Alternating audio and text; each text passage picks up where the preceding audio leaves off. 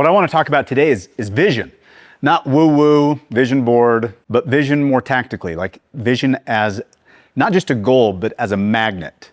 The size of your vision determines the people that it attracts. Once you have the right people around the right vision, your whole job begins to change. You stop doing the work, and you start protecting the people that could actually do the work better than you ever could. Think back before you started your own company though, before you really executed on forming the entity, or you were in the business. Think back, were you sitting on a couch like this? Were you sitting around a table? Were you talking to your wife? Were you at the bar with your buddies talking about the idea that what this was going to build for you? Okay, get back to that moment for a second. Each one of you in that moment, that place, had a picture in your head, right? There was a vision that you had that some future version of yourself had something better than you had it that day, right? So that's what I want to zoom into. Not where you were necessarily, other than just to trigger, what was the vision in that moment? What was it in that moment that motivated you? What did you see 5 years, 10 years down the road, 2 years down the road? What was building this thing actually going to give you? Like a typical Tuesday, you're sitting there looking forward to what this business might do for you. What would a Tuesday afternoon look like if everything's working and you're winning? I know all of you guys had it, because that thing inside, it got you all to do some really crazy shit, didn't it? Mine started back in 2005. I just moved back into my mom's house. I had 2 babies that shared the extra room of my mom's house. There was only one extra room. My wife and I rolled out our beds on the living room floor, and I had just come from rehab, and right before that, left jail, directly to rehab, do not pass go. My marriage was hanging by one thread, a very little thin thread. My finances were a wreck. I just about lost the house right before that. My legal future was totally uncertain what was going to happen to me. The picture that I held in those moments, it wasn't the vision board fun stuff that it's cool to make. It was my lifeblood. It was oxygen to me, keeping me alive in that moment. In my picture, I was somewhere in the trees, but not these trees, like real trees. I wanted to be somewhere different, man. I was sick of the desert. I saw lots of trees and a house nestled into those trees, and I was dropping the kids off at school. And after I dropped the kids off at school, I would work on the business. But then I was done so that I could pick the kids back up from school at that point. I'd work in the day. I'd be available after school to play dress up. I had a daughter and a son at the time. I could play dress up. I could throw a ball. I could go for a hike through these woods, whatever it was. There were no foreclosures. There were no creditors in this dream, obviously.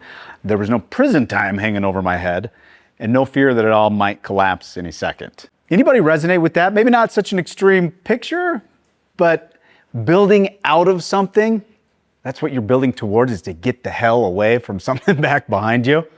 2 years later, after this scene, by every measure, I was winning. I was accomplishing things. I was doing well, and I was proud of myself based on the journey that I'd just come from. But I hadn't been living inside of that picture. I didn't even notice, and you don't, right? It's not like the business announces to you that it's going to take over. It just asks for a little bit more, right? Maybe one more late night, one more just go in on Sunday.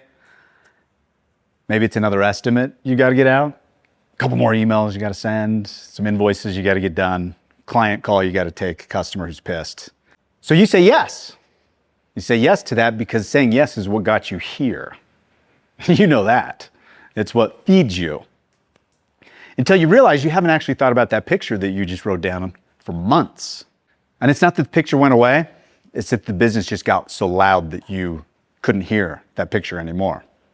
So as I'm going through this process myself, I'd hired somebody a few months before this to try to help me grow and to scale, to take some things off my plate, but I hired wrong. Instead of freeing me up, she was slowing me down. Like everything that I tried to do, I did at about 30% speed, because I had to explain, I had to train, I had to fix, I had to recorrect. You know what I'm talking about, all right? But everything was working until it didn't. And I remember when it wasn't working, it happened on a Sunday in August.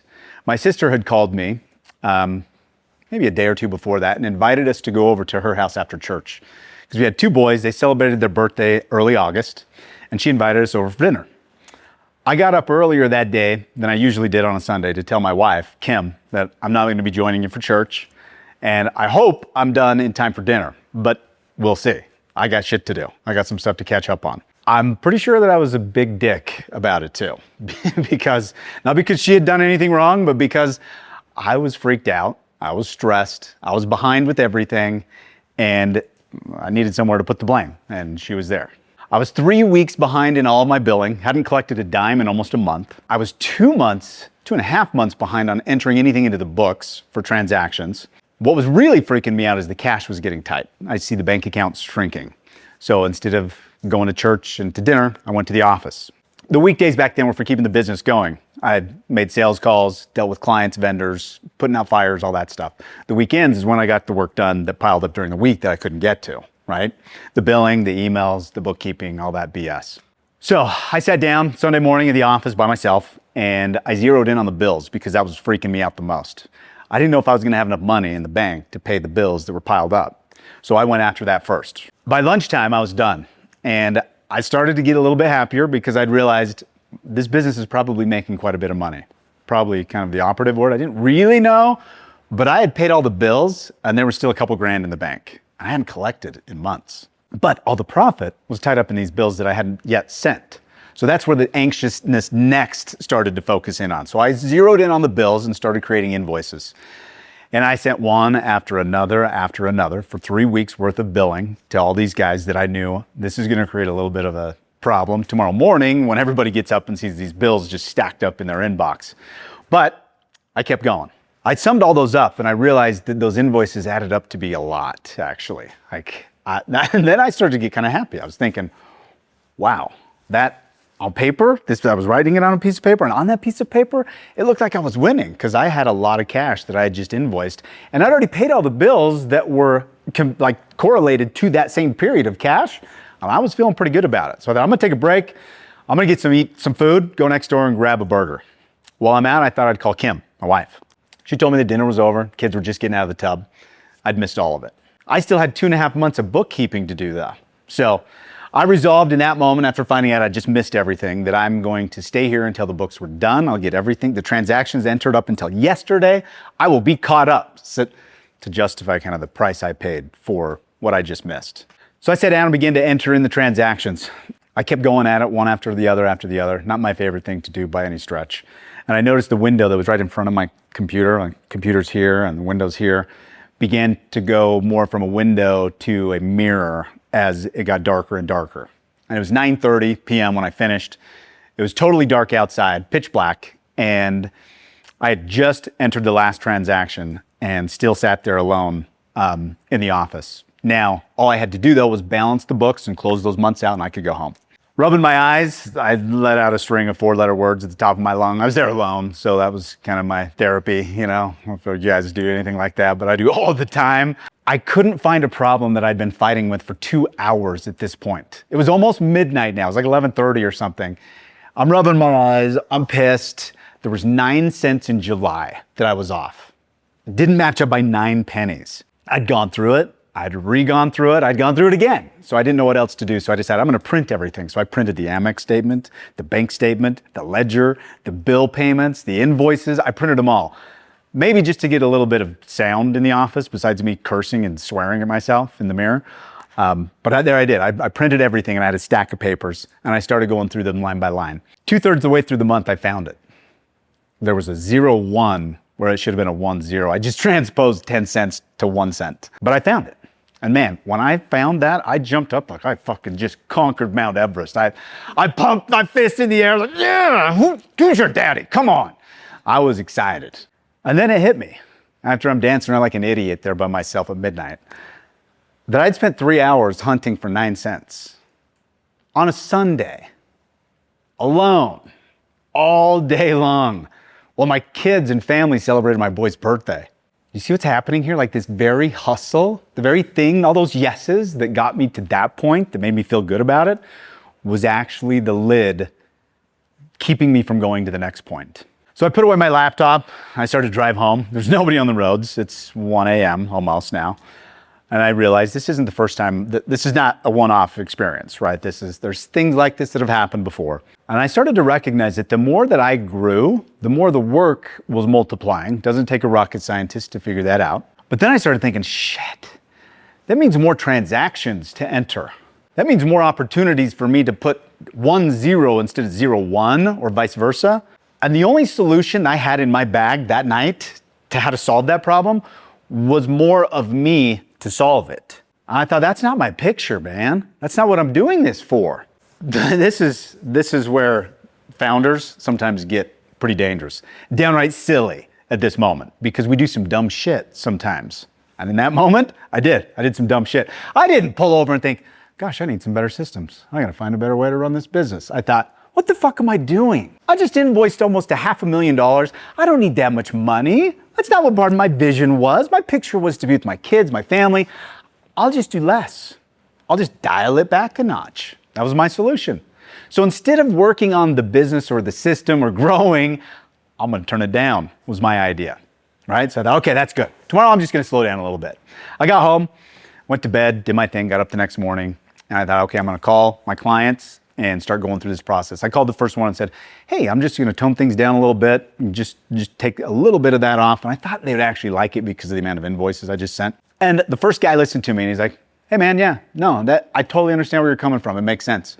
But yeah, we'll just find somebody else. It's all good, don't sweat it. I'm like, oh, fire me? Holy shit, whoa, hold up. I mean, no, I didn't mean I wasn't gonna do more. I meant, and then I spent 5 minutes trying to pull my foot out of my mouth and say that I meant something else. And he kind of believed me, but not really all the way. And then I remember being like in a state of shock where I knew that I couldn't keep grinding like this anymore, but I couldn't now shrink. I couldn't go back either. So I was really trapped. To me, up to that point, growth had always just meant get more shit done. That really is what my business strategy boiled down to, to be honest. GSD, I think. Maybe your guys' it wasn't bookkeeping. You know, maybe it's job site inspections. Maybe it's crews that don't show up. Maybe it's the weather that totally sends a job sideways because it just screws with everything. But eventually, regardless of what it is, the math catches up. Where that get shit done, it just isn't enough to go to the next level. So after midnight, I had one thought that was just rolling around my head again. What the hell am I gonna do? I totally felt stuck. So I started driving home again. This is on Monday night, and I remembered the last time I felt this feeling, I was stuck in something that I just didn't know what to do, and I called a guy who helped me get out of a battle that I was fighting I shouldn't have been in to begin with, and got me pointed in the right direction. So I got up, I sent him a text the next morning after I got to the office, and I said, hey, business is good, just wanted to check in. Maybe too good? Like, wonder if I could pick your brain a little bit. He texted me immediately, all caps, call me. I called him right away, talked to him for 5 or 10 minutes, just kind of gave him the broad brushstrokes. And then he said, well, do you know where Spaghetti Factory is? Right there by the mall, down there in Provo? I was like, yeah, I do. And he's like, could you be there in 20 minutes? I was like, whoa. So he just asked me if we could do lunch, and I was thinking he meant like next month, next week, and he wanted to meet right now, and that kind of messed with me a little bit. I thought, how does this guy's worth millions, maybe hundreds of millions. He's got 100 employees or 2, and he could just show up and he didn't know I was calling 20 minutes ago. I had 3 calls to reschedule that I had to miss to go to that lunch, and I thought I was gonna, like the whole wheels were gonna fall off the bus, you know? It kind of messed with my head a little bit. So we sat down, had lunch, and I described the business, the revenue, where we were at, the employee, what I was working on, what I did last Sunday night for 18 hours. And he listened. And I mean, he totally listened. Almost to the point that it stood out. It was a little bizarre. He was totally locked in and dialed in on me. There was no phone. There was no texting. He wasn't distracted. He was just there. So before he even taught me anything, he really showed me something. After the server cleared the dishes, he grabbed a napkin and he wrote down what I'd said a few minutes earlier. He wrote 350 grand, because that's what I just cleared. In my estimates, after paying all the bills, I thought in the last 12 months, I'm about 350 to $500,000 ahead. So he wrote 350. Then he wrote 2,080. 40 hours, 52 weeks is 2,080 hours in the year. And he said, divide that. So I grabbed my phone, I punched it in, I did the math, and I divided it, and it was just under $170. And he said, that is what your time is worth every hour right now. I was like, holy shit, I never actually thought of that. I just stared at it. I thought I was kind of saving money doing things myself, and I didn't really know how to process it for a minute. The next thing he started to do was to size up what my skills were, what I was good at, what I was contributing, what the business, what was my sweet spot making this business work. And he quickly realized that it was getting relationships, like landing new deals. Then he said, the girl that you hired isn't the wrong person. You just hired her for the wrong problem. And he said, I was trying to delegate all of the things that were making me money and keeping all the stuff that protected none of it. So the bookkeeping, the billing, the email, the admin, the stuff that had me hunting for 9 cents on a Sunday for like hours and hours, I was trying to hold on to. Then he reached into his pocket and he pulled this out, his little digital voice recorder. And he set it down and he said, this will help. And I said, there's 2 parts to this. First, you gotta learn how to get things out of your head, and you gotta do that quickly and efficiently. And second, and this is the hard one, you gotta learn how to let that shit go. And then he slid this towards me and he said, this is how you start to do that. Then he sat back and said, look, the more you grow, the more expensive your time actually becomes. So if you keep spending that time doing the wrong things, then your growth is actually going to start punishing you, not freeing you. And man, that hit me like a ton of bricks. I was growing and feeling worse about it. It was a punishment, not a reward. And he said, I got 2 questions for you. First of all, what is the thing that takes the most amount of your time? And second, what do you hate doing in this business the most? I said, well, that's easy. Email is where I spend the most of my time every single day. And I fucking hate the accounting and the bookkeeping and all of the little financial number details. And he said, good. Well, that's where we'll start then. He mentioned to me that he had 4 people on his team with a master's degree in accounting. I'm like, okay, that's okay. He's like, well, do you think those guys could do what you were doing Sunday faster? I'm like, well, yeah, man. And then he said, do you think that those people make $200 an hour? And I'm like, dude, I have no idea how much money those kind of people make. I don't have those kind of people, you know? And he sat back and said, laughed out loud. He's like, no, not even close. It's like those people, 3 of them, they make the same amount of money that the woman you already hired. And one of them makes about 100 grand, but he's been with me for 10 years and he literally runs everything in my life. And as soon as he said that, I knew who he was talking about because I'd met that guy. He'd handed me checks before. He'd signed contracts for him before. He did everything for this guy. And they took this recorder back and he was kind of fidgeting with it. And he's like, you know, BYU is right down the street, the college, BYU. I'm like, okay. It's like, they got the best accounting program in the country, maybe. And those kids, they need hours. I'm like, okay. I wasn't really tracking what he's going at here. And then he takes the check and he hands it to the waitress and he said, look, man, I'm proud of you. You are accomplishing a lot. You're on a rocket ship. I can see it now. But you are protecting all the wrong things. Your time has a value now. And if you just remember that from today, that'll help you solve a lot of problems. But then he asked me the same question that I asked you guys this morning that I mentioned. He said, look, are you here for some comfortable advice? Or are you actually looking to change the way that you're looking at things? Are you actually looking for some solutions? Are you really willing to consider things that you haven't considered before? And then he leaned in and he said, which one is it, man? I said, I'm ready. I got clients that are ready to leave me if I don't grow. I literally have no idea how to grow. I'm completely stuck. And he stood up and he grabbed his briefcase.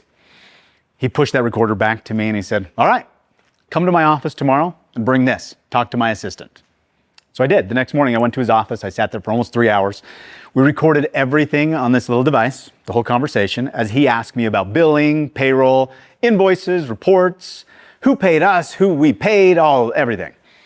And then he said, I think I got it, but I got everything recorded, so if I got questions, I should be able to get them there. I said, oh, by the way, my boss told me to find somebody for you, so I'll send him your way as soon as I have it. I'm like, okay. 1 week later, I'm interviewing Clark. Clark was a 4.0 student from the master's program at BYU accounting department. He wanted to work 20 to 30 hours a week while he's going to school. And so I hired him for $11 an hour. He was told that part of the job was going to be taking voice recordings and typing responses to my emails. So that would take up a few hours of his day every single day. And the rest of his job description pretty much was just an extension of that. Take my verbal instructions and turn it into executing action. That was it. One hire, $20 for a recorder, gave me 3 or 4 hours back every single day of the week. It was amazing. What do you guys do with 20 hours back in a week this week? Just free work hours. What really blew my mind though is how Clark approached the job. The stuff that I hated, that sucked my soul dry, he actually got excited about that shit. You should have seen him talk about spreadsheets. I mean, he was doing black magic shit on there for as far as I was concerned. He was making things happen and formulas. I was like, whoa. And he would get so lit up, the same kind of lit up that I got when I'd close a new deal that I knew was going to bring in $500,000 a month. Like, how do you get excited about a spreadsheet? But he did. He loved it. And the gains didn't just come at the office. I remember the first Tuesday that I walked into the house at 4:45 p.m. Kim looked up at me like I walked into the wrong house. Yeah, I'd usually come home at midnight every night. Dinner had not been served yet. The kids had not jumped into the bathtub yet. And I just took over. Man, I started tickling kids. I jumped into the bathtub with them after dinner, bubbles and all. It was me, and I was loving it. That was actually my picture. I began to realize after a little while with Clark being around that I had gone about it the first time backwards, that I was hiring to try to grow, or I was hiring to get rid of some pain. And I delegated the things that were making me money. And what he taught me, what my teacher taught me then, is that no one will ever work as hard as you to grow the business. So stop trying to hire that out first. That comes later. You hire to protect your time. You hire to protect your money. You get those back, then you're the best person to grow that business. And Clark was my proof. It worked. Business kept growing, but that didn't mean the pressure all went away. It's a little heavier. I remember one of those heavy moments for me.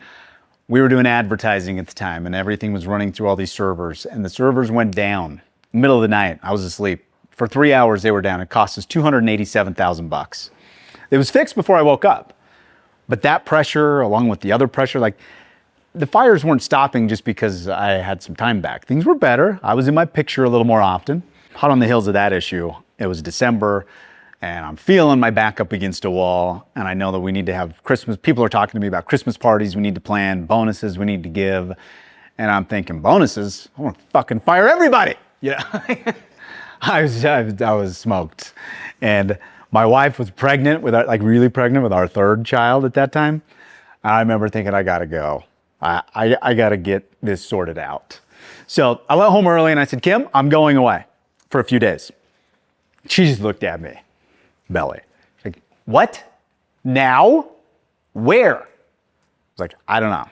I'm going to figure it out while Clark drives me to the airport. And she was pissed. But I started to quickly pack a bag because I wanted to get out of there before I changed my mind, before I took too much shit from her. And the cool part of that was that I only had that opportunity there because of Clark, because he bought me the option to leave. I decided on Coeur d'Alene because it was a short flight, Idaho. I was in Salt Lake, went to the airport, Coeur d'Alene, Idaho. And the first couple of days I checked into a hotel and I just got caught up. I worked, I got room service brought in for every meal.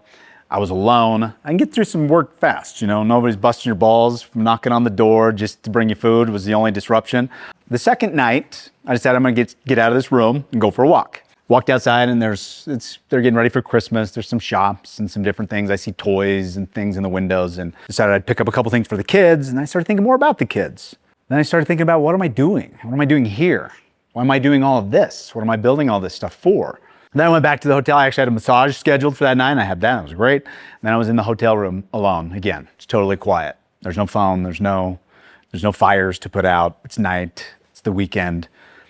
And I began to realize that there was really just two things that I had to take care of with this company to make it work, that were my job, my responsibility. And that was the vision of the company and the people that were inside of it. Everything else that I'd convinced myself that I had to do, that I had to be a part of, was just busy work bullshit. And I didn't have to do it. I came home from that trip and I was different. And Kim felt it before I said a word. I'd sent a voice memo to Clark. I got good at that. I can use my voice a lot faster than I can use my thumbs or send texts or anything. I told Clark to get dinner reservations for Monday, get a babysitter, line up a pedicure. She loves pedicures for Tuesday. So that was all squared away. I got home at 4 o'clock. Bath time, I took over, bedtime routine, the stories, all of it. Gave the kids their snow globes. I was all there, handling all the chaos that Kim had been managing while I was gone. She jumped in the car after that. Babysitter showed up and we took off to go to dinner. And she looked over and said, well, I guess you got some shit figured out. And that was it, man. That moment. That was the whole thing of it. By the third time that I had to leave like that, it wasn't even me that decided to leave. She did. She said, I think you need to take a few days. I'm like, bullshit. What do you, I mean, I was pissed at first, but then she was right. And I did, and I came back better. But this morning I asked you guys to write that picture. What was it? The beach, the lake, the kids' games. It's typical Tuesday. What did that look like? That whisper didn't go away. Maybe you got too busy to hear it every day. But if the business can't run without you in every single little detail, then you haven't built freedom. You built a job with your name on the door, but you already know what you're doing here, what you're building towards. You wrote it down this morning. So the only question is whether that business is designed to actually get you there.